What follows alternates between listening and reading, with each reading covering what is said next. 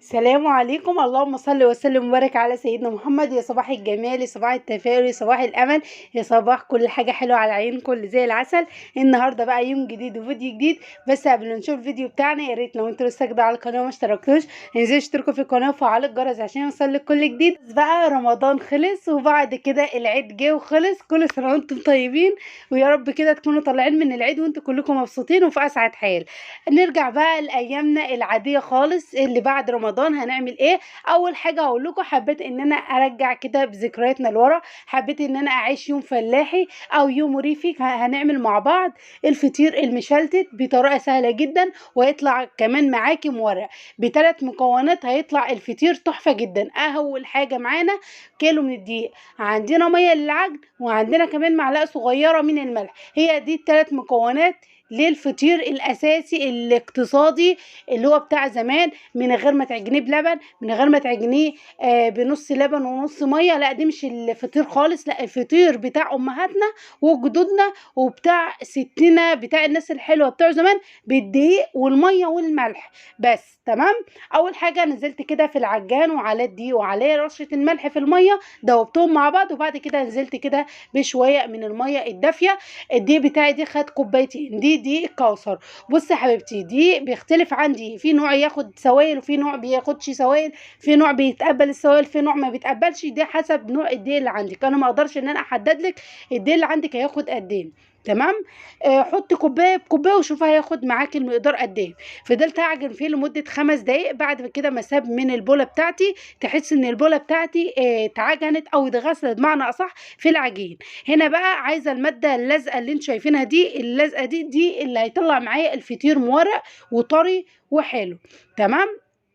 خدمتها كده خدمتين بس على الرخامه، وبعد كده هحطها بقى في طبق عندي بلاستيك واركنها بقى ايه على جنب. بصي يا حبيبتي، انا خليت الفطير بتاعي لازم يطلع له عرق. عرق ازاي؟ شوفي، ما باجي اشد كانك بتشدي البانه ما بتقطعش معاكي. يبقى احنا كده ماده الجلوتين اللي في ايه، اللي في العجن بتاعتنا، كل ما تعجني بتطلعي عرق. لكن في كحك مالوش عجين علشان ما نطلعش العرق، او ماده الجلوتين تظهر فين؟ في الكحك بتاعنا. حتى ما تيجي تشديه تلاقيه بيقطم معاكي.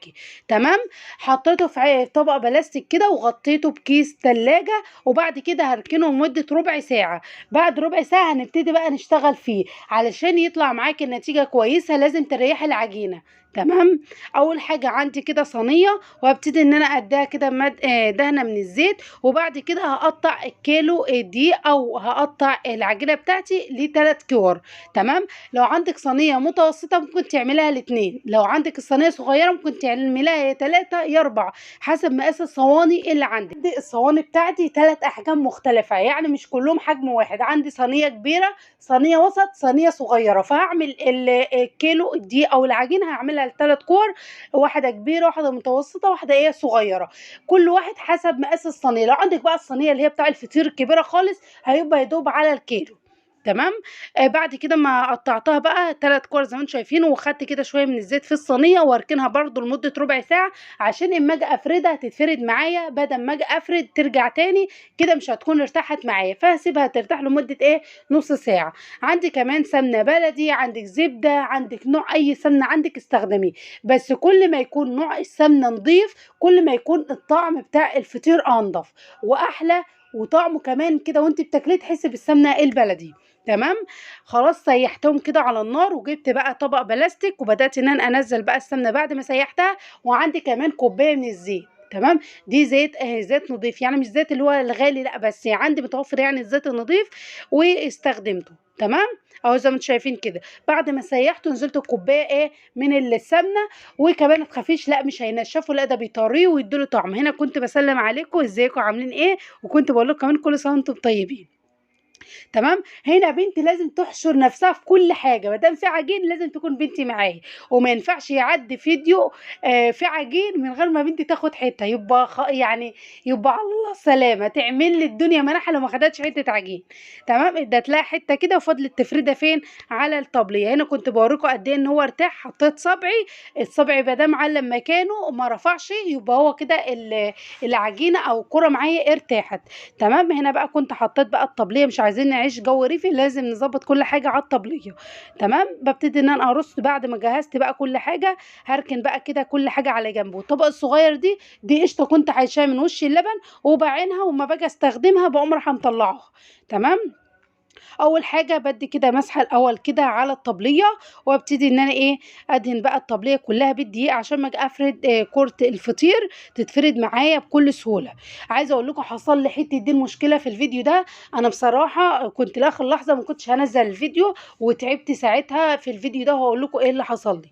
تمام. بدات ان انا اجيب كرة الكبيره اللي هي هتعمل في الصينيه الكبيره، وابتدي بقى ان انا افردها كده زي ما انتم شايفين. بقى كده قمت عشان اجيب البطاطا عشان نسيت اجيبها. تمام. البطاطا مردانه اي حاجه عندك، احنا هنا عندنا في الارياف بنقول عليها بطاطا. تمام. مش عارفه وانا قمت عشان اجيبها ولا قمت عشان لا، قمت عشان اجيبها، ظلمت نفسي. بدات بقى ان انا كده افردها كده زي ما انتم شايفين، بتفرد معايا بكل سهوله. انا كنت شاريه البطاطا دي ب 15 جنيه، كنت شاريها من المنصوره يعني. تمام. عايزه اقول لكم حلوه جدا جدا جدا. ففي مشكله بقى حصلت في الوقت ده، عايزه اقول لكم يعني انا صورت معاكم الفطيره دي، بقيت الفطيرتين التانيين ما كملتش تصويرهم لان في الوقت ده انا تعبت، واقول لكم ايه المشكله اللي حصلت هنا بقى. بعد ما اتفردت معايا بدات ان انا انفض بقى الدقيق، عشان لو في دقيق ولا حاجه انفضه بقى كده من الطبليه زي ما انتم شايفين. انا عايزه ان انا اوريكم كل حاجه بالتفصيل، عايزه اوريكم احنا كنا بنعمل ازاي زمان. كانت والدتي بتعمل كانت اول حاجه بتحط كده على وش الفطيره زي ما انتم شايفين كده رشه كده من السمنه، وبدات ان هي تدهن كده الفطيره. وبعد كده هتعمل بقى، هتحط شويه سمنه كده تحت تحت العجينه اهو زي ما انتم شايفين كده.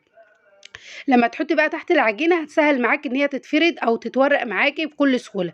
عايزه اقول لكم بالراحه وانتوا بتعملوا عشان الفطيره ما تتقطعش معاكم ويكون شكلها مش حلو. وعادي لو اتقطعت كمان، بس يعني بنحاول على قد ما نقدر نكون ايدينا حنينه كده عشان تطلع معانا الفطيره كلها قطعه واحده. بسم الله الرحمن الرحيم. شايفين بقى وانا بفرد بقى بتتفرد معايا. هقول لكم بقى ايه اللي حصل، بس لسه ما جاش وقتها. استنوا استنوا وانت هتعرفوا. تمام. اهو زي ما انتم شايفين كده. عايزاكم تكونوا ستات بيوت شاطره كده الجدعانه، ما تخافوش لو اول مره مثلا تتقطع منك حاجه، لا في الاول تتقطع جايه تظبطيها، بس ان انت تورقي او ان انت تشلتتي الفطير دي بتكون صعبه شويه، لازم يكون في حد يعني متمكن منها وكده. هنا كنت بشوف والدتي زمان كانت بتعمل الحاجات دي، فاهم الحمد لله يعني متعلماها منها. اهو زي ما انتم شايفين ولا حته اتقطعت ولا اي حاجه، بيتفرد معايا بكل سهوله. اهم حاجه تكوني بس حنينه، تكون الحاجه وانت بتعمليها برفق عشان بس يطلع معاكي النتيجه كويسه. تمام. عايزه اقول لكم ان انا هدوخكم معايا كل شويه، عماله ان انا احرك الطبليه بقى كل شويه عشان عمال ان انا اشلتت الفطيره بتاعتي اهي كل حته عماله افردها. الحته اللي ما فردتهاش بحرك الطبليه ناحيتي عشان خاطر ان انا افردها. تمام. اهو شايفين. وعلى قد ما اقدر كمان لو الفطيره كمان تنزل يعني قبل ما تلمس كمان الحصيره هفردها كمان. كل ده بيدي نتيجه افضل جدا جدا للفطير المشلتت. الفطير المشلتت اللي انا بحط ايدي جوه العجينه وبطلع بيها كده لبره كده، ادخل ايدي واوريكم ايدي كده باينه. شايفين مادام باينه يبقى هي كده اتشلتتت معايا الحته دي شايفين ما شاء الله عليها. كانت فطيره سهله جدا جدا ومتساهله، بس ختمت بحاجه. عايزه اقول لكم والله العظيم انا ما كنت هكمل الفيديو، بس اتحديت الوجع والتعب وقلت لازم اعمله. يعني انا خلاص يعني وصلت للاخر ومش هعرف ان انا اكمل الفيديو، لا انا خلينا لحد الاخر وهصوره. تمام. الحمد لله. وكل ما جايب ربنا الحمد لله كويسه، ونحمد ربنا على كل حاجه هو بيجيبها لنا. خلاص كده انا فردت كده الفطيره بتاعتي عادي طبيعي خالص. لو اتقطعت منك او اتخرمت منك عادي، بيحصل في احسن العائلات، ما تقلقيش خالص. هنا كنت بلف حواليه عشان اشوف الحته اللي ما اتعملتش عشان افردها كمان واحاول بقى كده ان انا اظبط الجناب بتاع الفطيره اهو زي ما انتم شايفين كده. خلاص انا فردتها بقى كلها بقت بالشكل اللي شايفينه ده. هجيب بقى كده السمنه بتاعتنا وابتدي ان انا احط كده على الوش، وجزء بجزء بقى هبتدي ان انا احط. يعني مثلا انا هتني اهو الحته اللي انا هتنيها احط عليها اهو زي ما انتم شايفين كده. مفيش اسهل ولا ابسط من كده. دي اللي احنا اتولدنا عليه وشفنا جدودنا وامهاتنا كانت بتعمل كده.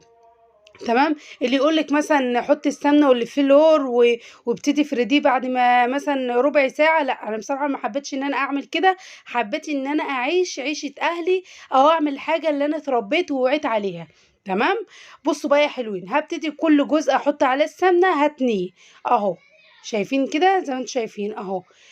وما تقلقيش خالص لو حته اتقطعت معاكي، كل ده بيتدارى، كل الدفوهات دي كلها بنداريها ما بتبانش خالص اهو. شايفين هنا كنت بوريكم ايدي قد ايه باينه ازاي. هقول لكم ايه المشكله وانا بشلتت الفطير، ايه اللي حصل. عايزه اقول لكم انا ما كنتش اكمل الفيديو، كنت خلاص هوقف الفيديو على كده لان ما كنتش قادره لاني تعبت. انا وانا بشلتت كده الفطير، دخلت صبعي كده من بين العجينه للطبليه، فضفري دخل في قلب الطبليه، فوانا بشيله صبعي دخل فيه خشبه. في ناس ممكن تعرف يعني المشكله دي ممكن تكون حصلت لها. دخل في صبعي خشبه، ما عرفتش اطلعه، وكنت تعبانه وصبعي ورم وسخن كمان، وكنت تعبانه خالص. وقعدت اقول طب انا هعمل ايه في الفطير، خلاص ما كنتش قادره اكمل. يعني خلصت الفطير اللي انتوا شايفينها اللي انا بعملها قدامكم دي، والباقي ما كملتوش.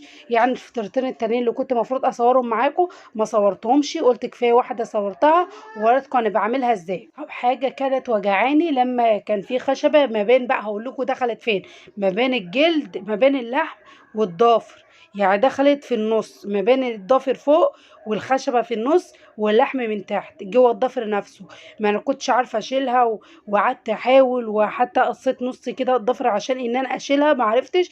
اتصلت بقى على اخواتي وجم بقى شالوها لي، والحمد لله ان جيت على قد كده. الحمد لله. انا كنت بقول الضفر هيتشال، كنت بقول هروح للدكتور لان بصراحه كانت صعبه جدا جدا، ويا رب ما حد يشوفها.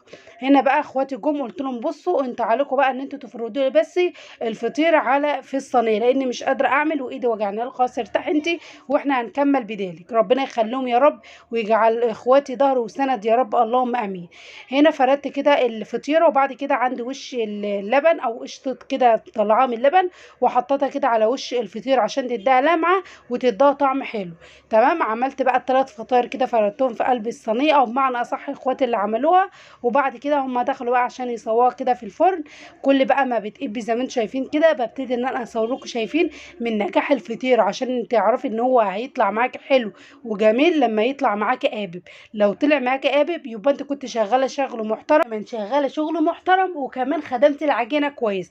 ثلاث حاجات لهم عوامل كبير في الفطير. اول حاجه ان انت تعجني العجينه كويس، تاني حاجه ان انت تشلتتيه كويس، تالت حاجه ان انت تسويه كويس. اول حاجه الفطير ما بيتسواش على درجه حراره عاليه، اللي بيقول كده لا ما هي الصح، لازم يكون درجه حراره ما بين العاليه والوسط، يعني خليها كده ايه في النص.